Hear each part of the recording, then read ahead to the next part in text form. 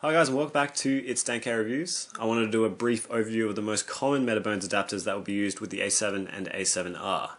These are the Canon and Nikon adapters. The two systems are quite different, so we'll start with an overview of the Canon adapter. The first thing you'll notice about the Canon is that it has power pins and as such can single shot autofocus.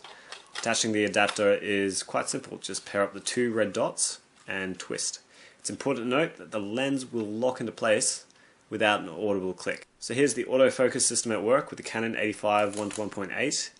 Although not as fast to focus as a native Sony FE lens, it's still pretty acceptable. While single shot autofocus will work without issue, continuous autofocus for filming is not an option with the third-party Metabones system. So I took the Canon Metabones adapter out on the weekend, tested it with a Canon 85 1:1.8. Autofocus was slow, but the images, as you can see in front of you, were very sharp. So in the end it was pretty much worth it in my opinion. Mostly ended up using manual focus with the peaking mode, and it's a decent adapter. I mean, you don't need to touch it at all while shooting.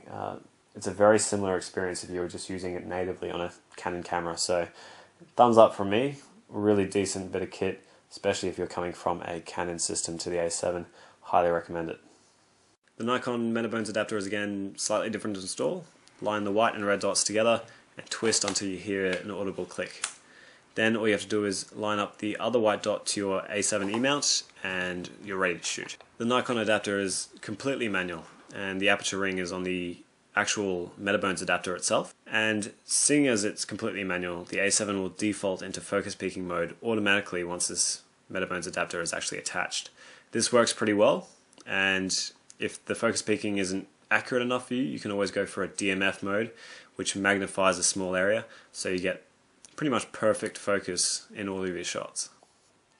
Took the Nikon Metabones adapter out in the weekend. 50mm 1:1.4 was the lens I was using as a test, and whilst you can't see your aperture, you don't really need to, because the focus peaking allows you to see what your focal plane is like before you take the shot.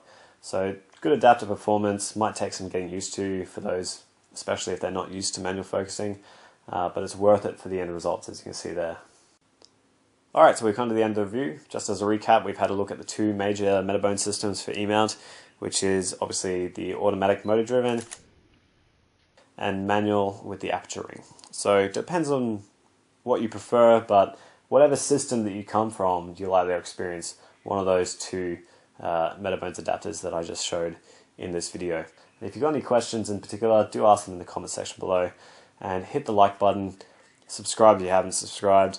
And I'm going to leave you with my bird Kitty. This was the constant autofocus on the Sony kit lens. And yeah, it's been Dan K for another review. Hope you guys enjoy it, and I'll see you guys next time.